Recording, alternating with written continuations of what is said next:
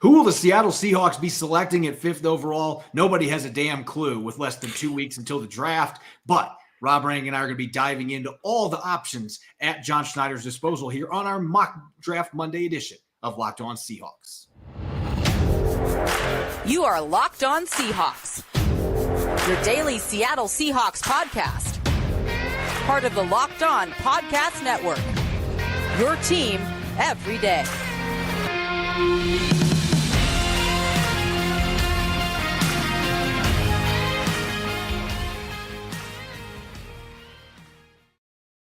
Greetings, 12. This is Corbin Smith, host of the Locked On Seahawks podcast, your daily Seahawks podcast, part of the Locked On Podcast Network, your team every day. Glad to be joined, as always, by my co-host in crime, Rob Rang, for the penultimate Mock Draft Monday. We only have 2 of these left until the real deal in Kansas City. Glad to have all the 12s, as always, making Locked On Seahawks your first listen 5 days a week. To cap off our Mock Draft Monday season, next week we'll be dishing out our final mock draft ourselves, but we got expert mock drafts that we'll be breaking down today, and we'll be taking a look at the guard position in tiers. First rounders, day 2 picks, as well as day 3 gem possibilities. Jam-packed episode coming your way, courtesy of Ultimate Football GM. If you've ever dreamed of becoming an NFL GM and managing your football franchise, then this game is definitely for you. To download the game, just visit ultimate-gm.com or look it up in the App Store. Our listeners get a 100% free boost to their franchise by using the promo code Locked On. That's in all caps in the game. Now for your lead story here on Mock Draft Monday of Locked On Seahawks. We've got 10 days remaining until the first round of the 2023 NFL Draft. We're inside 2 weeks left until the real deal. And it feels like what the Seahawks are going to do at pick number 5 is more uncertain than it has been at any point this offseason. And Rob, really, it's been uncertain since that playoff game ended in San Francisco. And there's been all these different names, and then what happened with Jalen Carter off the field, Will Anderson stock being up and down, what's going to happen with the quarterback position, and here we are 10 days away. I think John Schneider's probably sitting behind the scenes with a big smile on his face with all the options he's got at his disposal, wondering what the teams in front of him, of course, have flexibility on the clock.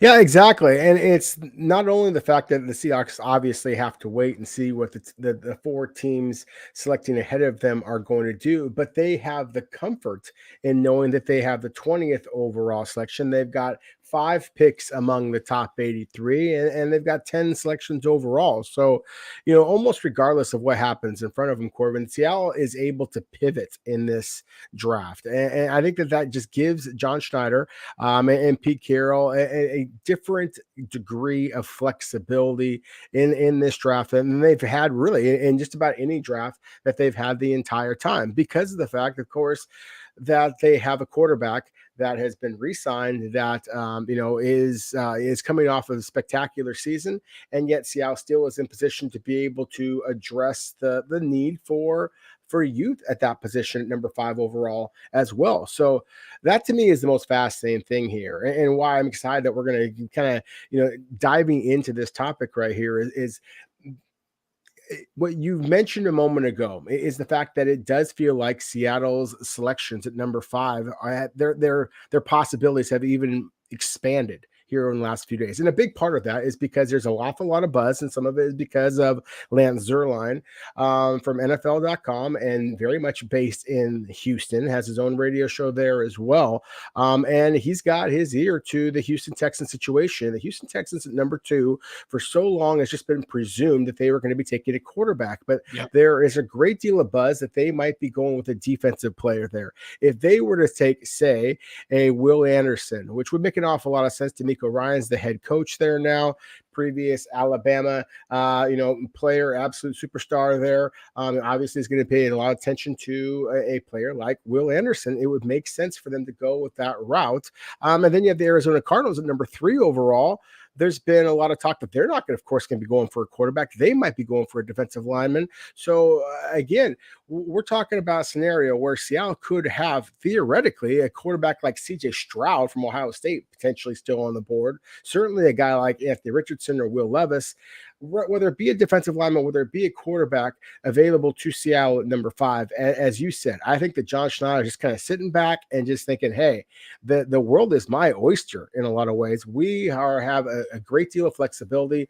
We really should be able to spin off of whatever happens in front of us and be able to take a spectacular play or really be able to get an awful lot of value in a possible trade down scenario. I'll dive into this scenario that you've thrown out here more in depth here in a second. But what's really, again, for a lot of teams in this situation, if you don't have an idea generally what player or set of players you're going to be going for with a top 5 pick, you would think that is not an ideal situation. And there's a lot of organizations where that would be problematic. But the Seahawks have had such a tradition of winning and being able to build rosters. And John Schneider and Pete Carroll understanding what their mission is, what their philosophy is. Them being in this position right now, they're playing with house money. If there's a quarterback we really love there, great. If Jalen Carter's there and we still have him on our board, we had a good meeting with him, we can pick him at number 5. If Will Anderson ends up falling into our lap, we'd love to have a player like Will Anderson, who had 17.5 sacks in Alabama 2 years ago, to upgrade our pass rush. And Devin Witherspoon, we just brought him in for a visit this past weekend. We really like his physicality and his mindset, his toughness. We don't care that we have Tariq Woolen. We have another corner spot, and we could put him there. You know, maybe Nolan Smith or somebody like that that's an athletic freak that jumps out. Seattle might say, you know what, we're really going to throw a curveball at a position of need with a player that hasn't been mock draft very often here. They have so many options, and any of those picks, I know there are some of our listeners are going to say, Devin Witherspoon doesn't make sense. It makes sense at number 5. And I understand that argument because it is not the biggest need for the team. At the same time, if that is your best player on the board that also checks off your character stuff you're looking for, then you go for it. And you don't bat an eye with that selection because you're bringing in a first-team All-American that can do a little bit of everything at the cornerback position. Carter and Anderson are both fantastic talents. Carter's got his baggage off the field, but we know he might be the most talented player in this draft class when he's got his head on straight. So they've got all these different options. And if they take a quarterback, well, yeah, you're not going to play him right away, but you take advantage of the opportunity to pick in the top 5, which they haven't done for a long time. And that leads back to the scenario that you mentioned. And some fans are going to look at that as a horror movie, like, oh no, Houston's taking a defender and then Arizona takes a defender. You could potentially have Anderson and Tyree Wilson or Anderson and Jalen Carter off the board, picks 2 and 3. The Indianapolis Colts are loving this. They can get CJ Stroud. They can get Anthony Richardson. If they still like Will Levis better than those two, they can take that player. But Seattle would be guaranteed Richardson or Stroud in that scenario at number 5.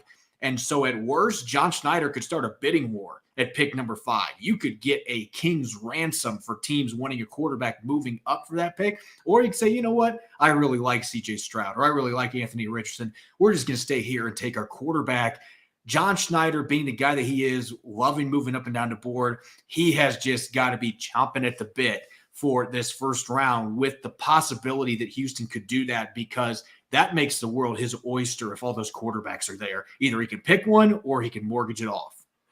Yeah, and that's the thing is I think that John Schneider would be very excited in that scenario. I know I would be very excited in that scenario. And maybe it's just because I'm higher on the possibility of a Jalen Carter or Anthony Richardson than a lot of Seahawks, followers seem to be. I certainly acknowledge the bust factor that both of those two players provide, but I also recognize just the incredible ceiling that those two players provide. And I guess I view this number 5 overall selection as a bit of a lottery ticket and not one that you obviously you want to hit on it, but at the same time, you still have number 20 overall. You still have a quarterback who in his first season was unbelievable. First season as a starter in Seattle, and Geno Smith was unbelievable last year. I think you can reasonably expect that there's going to be some progress made in his second season. So again, I feel like this is a lottery ticket that you have a chance to really get something special. And I just feel that those two players in particular are somebody special. If CJ Stroud is available to you, then my goodness, that much better. Just because, again, I think that he is a spectacular talent. I still have a hard time with that idea, but it looks like it could happen. Either way, whether it be a trade down scenario or again taking a player that I just think is exceptional, then I think that Seattle has to be really excited about that. And to go back to the moment on the Witherspoon conversation, Corbin, I just kind of chuckle at that. I mean, I certainly think that the historical tendencies of any team is something to note, but there's only been 2 times in the Carroll Schneider era in which they've had top 10 picks. They use those, of course, those top 10 picks on 2 offensive tackles, on Okung and on Charles Cross. Does that mean that they have to take another offensive tackle now? I mean, no one's using that logic. So I don't understand those who would argue that they cannot take a corner or they cannot take a running back or whatever the case might be. Or a receiver. They haven't picked a receiver inside 45. Exactly, because these are some of the most dynamic players in this draft class. And so I would agree with you, whether it be Witherspoon, whether it be Gonzalez, the other corner from Oregon, whether it be Peter Skoronski, if that's the guy that you really think is that good, well, I personally disagree. I just think those are the types of players that Seattle has to make sure that they get or again, in a trade down, get multiple players because you have this lottery ticket that you have to be able to cash in and get something for it. There's so much flexibility. And again, unlike a lot of teams that are put in this position, the Seahawks with their free agency moves and the players they've re-signed, including Geno Smith, they have set themselves up that they don't have to reach at any position group. Although you could make an argument defensive tackle is reaching that point with only 3 healthy guys on the roster there right now. But Jalen Carter's off-field issues, that's something to monitor there. We'll see whether the Seahawks have him on their board or not. If he's there at 5, they don't take him. That will be a pretty telling situation for the Seahawks. Coming up next, we are going to continue our mock draft Monday. It's our second to last one of the pre-draft calendar. We'll be checking out 3 expert mock drafts coming up next year on our Monday edition of Locked On Seahawks.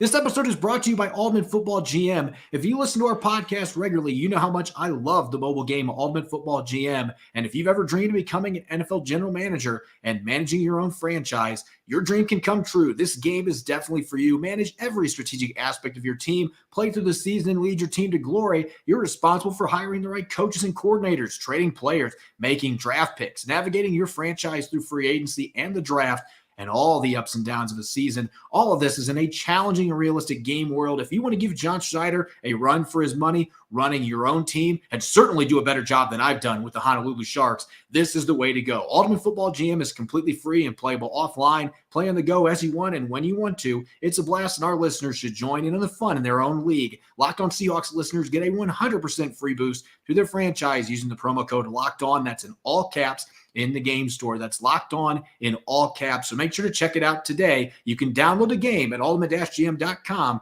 or look it up in the App Store. That's ultimate-gm.com. Ultimate Football GM. Start your dynasty today.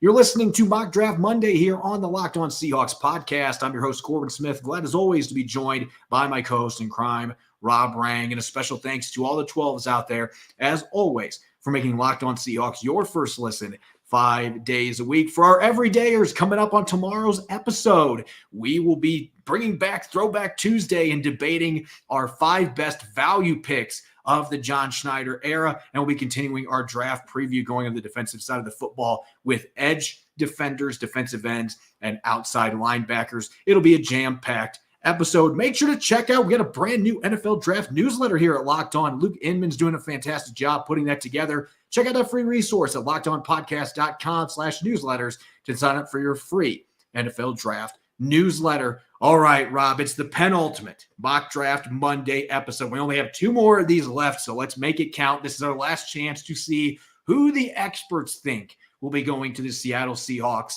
in the first couple of rounds. And we got to start with the man that's really become synonymous with NFL draft coverage, being Mel Kiper Jr. of ESPN. His final mock before the real deal coming up in a week and a half. And he's got the Seahawks making not 1, not 2, but 3 first-round selections.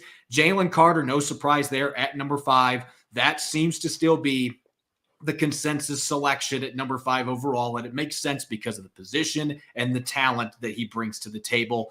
At pick 20, Myles Murphy, the super athletic edge defender from Clemson. And then at pick 30, the Seahawks trade both of their second-round picks to move back in the first round. That's pretty rich, but if the Seahawks are sold on Hendon Hooker being Geno Smith's heir apparent here in the next couple of years, Moving back up to pick number 30, that's the price you have to pay to do it to get a quarterback. And Mel Kiper thinks it's a strong possibility the Seahawks could do that, even with the interest they've shown in the 4 quarterbacks that are likely to go within the top 10.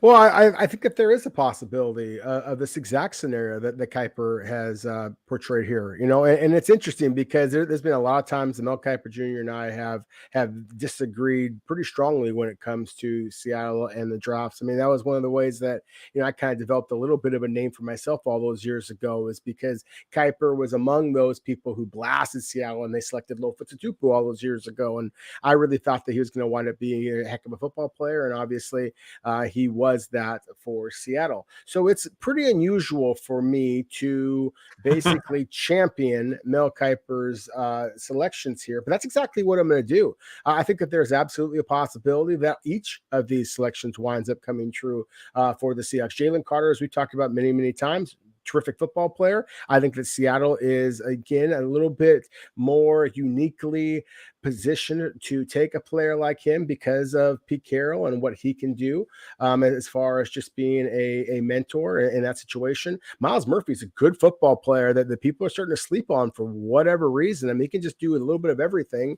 and he's still a 5-star guy that is a dynamic athlete, has a great motor, has a great work ethic, has every reason to believe that this is going to be an 8 to 10 year starter in the NFL. So sign me up all day long for him at 20th overall.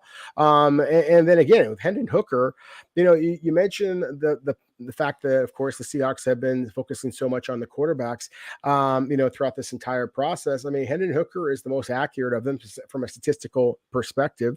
We've talked a lot about him. And I think that if you do believe in the quarterback, if you are going to select him in the second round, it makes more financial sense, as we talked about before, to get back in that late portion of the first round and get that 5th-year rookie option on that contract. So again, whether Seattle does this or not, I think it's a sound strategy, and I think it would check off some huge, huge boxes for the Seahawks. Yeah, it's funny, Rob. I tend to disagree with Mel Kiper's draft picks for the Seahawks almost annually. And it's typically because I feel like, as a national draft analyst, that he's been kind of out of touch with the kind of players that the Seahawks are drawn to. But we have seen a little bit of a change in how the Seahawks operate. Last year was chalk, as much chalk as we've seen throughout the draft, just picking the best player available at positions of need, important positions, priority positions. And it seems like here that Mel Kiper Jr. is following that model here, especially going after the first that you can develop behind. Quite frankly, has a lot of the same traits as much as any quarterback in this class that matches up with Geno Smith. And so all 3 of these picks would make a lot of sense. And I like Murphy at 20 a lot better than 5. I think 5 is a little too rich for him, but 20, that would be a bargain, because I view him in that 10 to 12 range most likely. So if you can get him at 20, it makes a lot of sense. A great athlete. Don't necessarily see that always translate to production on the field. He hasn't had the sack numbers you necessarily expect, but he's a solid run defender, and he plays really hard, as you mentioned. And so he checks off a lot of the boxes the Seahawks would want at number 20. Our next one here, Charles Davis from NFL.com.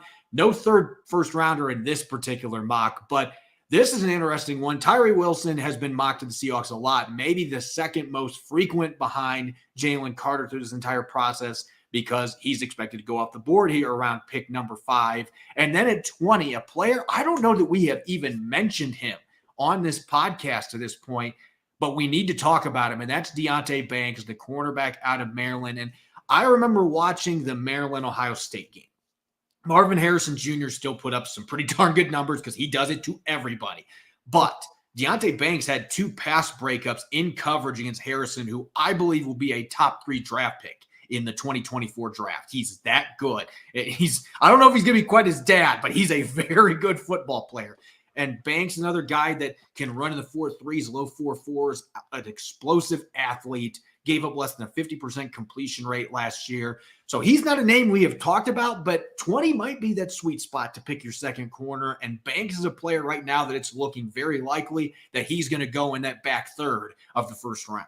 Yeah, I think that's absolutely a possibility. And as we kind of, kiss the ring, so to speak, a little bit there with Mel Kiper a moment ago, I think a little bit with Charles Davis here as well. Anybody who has watched his coverage, of the Seahawks, and he's often been a color commentator on Seahawk broadcasts, so he should know this club better than most. I think it's interesting. He's going with Tyree Wilson, who, of course, we've all talked about so many times, and so I'll just kind of leave that to a different show. You've heard us analyze Tyree Wilson plenty, but going back to Banks, he is a Seahawky kind of cornerback in some ways. I mean, he is just a spectacular athlete and had a strong senior season, as you mentioned. It was spectacular at the Senior Bowl, at the Combine. He only has 2 career interceptions, and that to me is why this is be a little bit rich in my mind, for Seattle. But at the same time, I do think that it speaks to something you and I have been suspecting this entire process, Corbin, that Seattle is going to make getting another cornerback, I think, a little bit more of a priority than maybe some are suggesting, or at least that's obviously what Charles Davis thinks. Yeah, and that seems to be what all of the writing on the wall is, but maybe this is one of those draft smoke screens. I guess we will wait and see when we get to that point. Now, last but not least, Chad Reuter, I'm going to give him a lot of credit because he's somebody that has a pretty good pulse on what the Seahawks like to do. And every year, I believe last year when we were doing a mock draft Monday, there was a way out there pick in the second round. And we've seen John Schneider do that a lot in reality. And so he tries to peg players that he thinks John Schneider might reach for that nobody saw coming. And he does it every year. So I will give Chad Reuter credit there. He's willing to roll the dice a little bit on some of these players and hope maybe one of these sticks. And so looking at his latest mock draft, he did a 4-rounder. We've got 3 rounds worth of players here. You want to talk about curveballs. Joey Porter Jr., the corner from Penn State, at pick number 5, not pick 20, pick number 5. Zay Flowers at pick 27, trading down with the Buffalo Bills. That is a possibility if Buffalo wants to move up for a receiver or another position. That could be a trade partner if the Seahawks want to move down. Second round, I love the picks of John Michael Schmitz and Gervin Dexter Sr. in the trenches on both sides of the ball. Dian Henley, the linebacker from Washington State, an incredible athlete. We've talked him up a lot, maybe even as a second rounder. But this is the real curveball in the third round. B.J. Thompson, who played his college ball at Baylor initially and then ended up transferring to Stephen F. Austin to the FCS level. He's 6'6". He's got a good, lean, muscular frame, an explosive athlete. But as far as football skills, this would be that real reach in the third round for a guy that has an incredibly high ceiling if you can develop him. I feel like the third round is extremely rich there. But again, this is Chad Reuter rolling the dice the way that we've seen John Schneider do in past drafts, not last year, but in previous ones.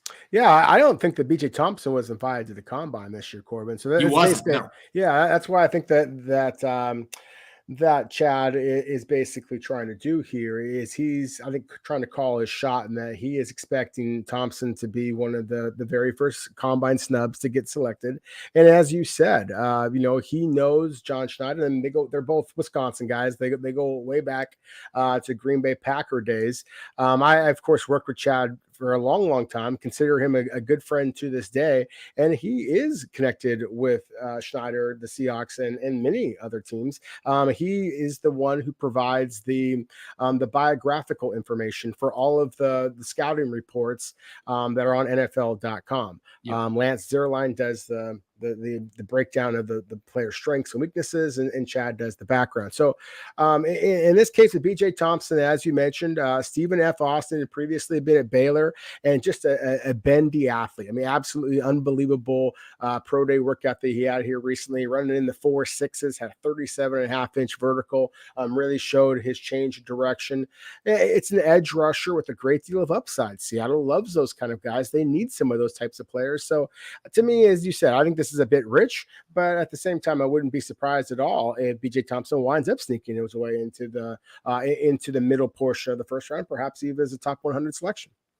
That'd be insane if that ended up happening. But every year there's always a couple guys that weren't on the radar, or maybe even weren't on the top 250 that teams draft early, because they're saying, you know what, we're smarter than you. We found this guy. We like this prospect. And so it happens every single year. Maybe Thompson is that guy. But overall, I think this is an intriguing draft. Joey Porter Jr., I'm not as big of a fan on the prospect as some people are, because you mentioned the ball skills with Deonte Banks.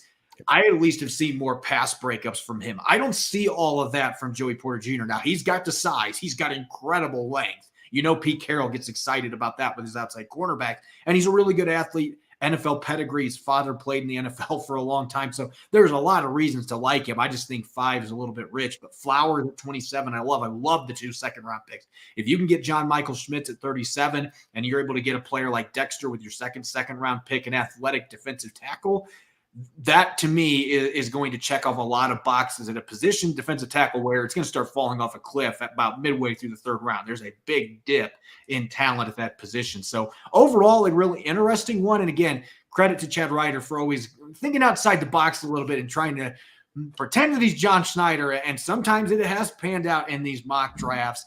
Let's shift our gears now to our draft preview, position by position. We have covered positions like defensive tackle, receiver, running back. Today, we're back on offense with guards. And I know it's not the sexiest position, Rob. We're talking interior offensive lineman, but it's such a key position to be able to establish your run game. And, of course, protecting the quarterback inside out, which in today's NFL is incredibly important with the talent that we see at the defensive tackle position on other teams. And so let's talk tier 1 here. 1st round prospects at guard. There have been years where you might not find anybody that belongs in that tier, but you and I agreed this year that there may actually be 3 players that would check out as 1st round caliber guards, starting off with Peter Skoronski from Northwestern, who's actually listed as a tackle. Yeah, that's the thing. Well, that's all he played at Northwestern was at the left tackle position, but he's got 32-inch arms, Corbin, and so I do think that he is going to slide inside to guard in the NFL. I've talked to 2 clubs that have picks within the top 10 that view him as a guard, but say whatever you will. I mean, the guy's a future Pro Bowler. I mean, he was an unbelievable player at Northwestern his entire time there. Took over for Rashawn Slater, who was another guy that some projected inside to guard, me being one of them, but Slater is an even better athlete. He's got longer arms. That's why I felt a little bit more comfortable with the idea of him. It's outside the tackle. I think Skoronski is going to slide inside the guard. That is a sneaky position of concern for the Seattle. Obviously, we all know that Phil Haynes is only back on the 1-year deal. Damian Lewis only has 1 more year on his deal, and he could be looking to get paid as a 4-year starter, over his his rookie contract in the NFL. So I think that the Seahawks are going to be very much evaluating this guard class. And so again, Skoronski at number 5 to me seems rich. Maybe not quite as rich as Joey Porter at number 5, to kind of go back to our previous conversation, but still rich. But I do 100% believe that he would be off the board by the time Seattle is up at number 20. So he is a possible trade down scenario. And of course, Osiris Torrence would be another player that I think that we have to kind of focus in on as well. Maybe even Cody Mock from North Dakota State as well. Yeah, Mock. I'll talk Mock here first, because he maybe isn't as notable of a name coming from North Dakota State. Didn't play in the SEC or the Big Ten or even the AAC for that matter. But North Dakota State has kicked out some really good NFL players. There's a reason they've won all those FCS titles over the last decade, because they have a lot of talented football players. And I've talked about it before with the gap in his teeth. Cody Mock looks like a Viking, and he plays like a Viking on the offensive line. This guy gets after it. He's physical. He's an underrated athlete. And the thing that I love about him the most is I feel like he is one of those rare players where there's a lot of guys that come into the draft and offensive line that you feel like you could throw them into a game and they could play multiple positions. This guy, I think, could be a Pro Bowler across the board. I think he can play tackle. I think he's at his best playing in the interior, though. Guard, might even be able to play center. Did it some of the Senior Bowl without a hitch. So for a team like Seattle that needs a long-term center, could need some long-term help at guard, Cody Mock in the 1st round would make a lot of sense. Again, not the sexiest pick, but a really darn good football player and incredibly versatile. Osiris Torrence doesn't have that versatility. He is purely a guard at 335, 340 pounds. He fits what the Seahawks have looked for in the past, mauling people. So I don't know if he necessarily fits what they're looking for now. At the same time, you want to talk about a guy that protects quarterbacks, didn't give up a single sack his entire college career, and Part of it is he's just extremely difficult to get around. Such a wide body. He's got his own gravitational pull. So a guy like that, really difficult for pass rushers to get around. And so that's the reason I think that there is an outside chance that he sneaks into the back half of the first round. Probably we're looking at an early to mid second round selection for him, but still a very good football player. And I think there's some value on day 2 at the guard position as well. No, there absolutely is. In fact, to me, you talked about the sweet spot before, maybe with cornerbacks, and I agree. I think it's going to be that late portion of the first round, all through the second, maybe early portion of the third for corner, for interior offensive linemen, especially those guards like we're talking about right now. I think second and third round.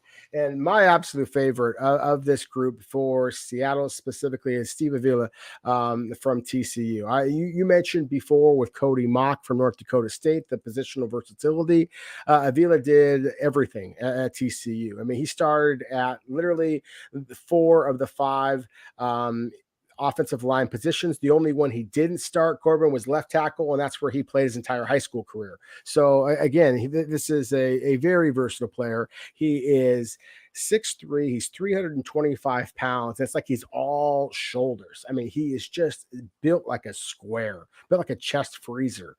And so you mentioned before about like Osiris Torrence and how he's got his own gravitational pull, and now he's just so darn wide that he's so hard to get around. Avila's got that as well, but he's quicker. And again, I like his possibility quicker than Torrence or Osiris Torrence, I should say, not necessarily Mock.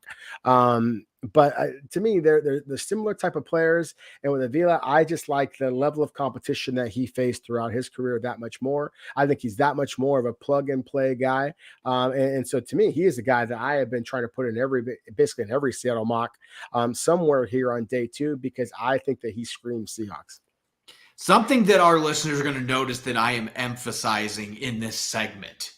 Andy Dickerson is the offensive line coach for the Seattle Seahawks. And before he came to Seattle, he was in LA. And something that the Rams have consistently done, and they're still doing it, even without Andy Dickerson. So maybe it isn't necessarily Andy Dickerson that was driving this, but they love to draft tackles and move them inside to guard. They've been doing it for years under Sean McVay. And when Dickerson was there, they were doing it throughout the draft, early rounds, late rounds. They were drafting tackles that they thought had the athleticism to move inside and play guard and had the physicality to do it. And so there's a couple names that jump out to me. The first one I'm going to mention is somebody that actually had a top 30 visit with the Seahawks recently, and that's Tyler Steen, who started at tackle for Alabama. Before that, he was at Vanderbilt, talking about a guy coming from a military family, extremely good work ethic, a good athlete. I think he could easily transition inside to guard. I just look at his tackle ability, even though he was a all-SEC performer last year, he had some issues sometimes with his reach, dealing with pass rushers. I think that that's going to be mitigated moving him inside, and he can get after it in the run game too, especially in the zone game. I look at him as one of those guys that Andy Dickerson's going to be licking his chops about, like, hey, there's that tackle body, the skill guard, Seattle Seahawks. So Tyler Steen and then Braedan Daniels, we have talked about him previously from Utah, another guy that played tackle at a very high level, did not give him a sack last year, doesn't have the biggest frame, a little shorter arms, another player that you can expect Andy Dickerson's going to be saying, hey, I've watched him in Pac-12 against really good competition. That's a player that I think we can plug in at a guard spot. He can compete right away for playing time. So you're talking about two athletic guys that can zone block, that can pass protect. That would make a lot of sense for the Seahawks to slide from tackle to guard. There could be potential day 2 selections. Yeah, 2 really good football players there. You know, Braedan Daniels is, again, another player that I've been kind of projecting to Seattle often.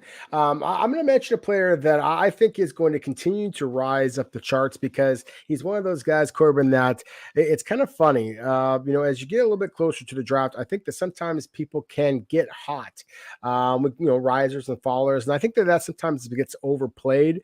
But I'll tell you why I think that Anthony Bradford from LSU is a player who is going to continue to rise.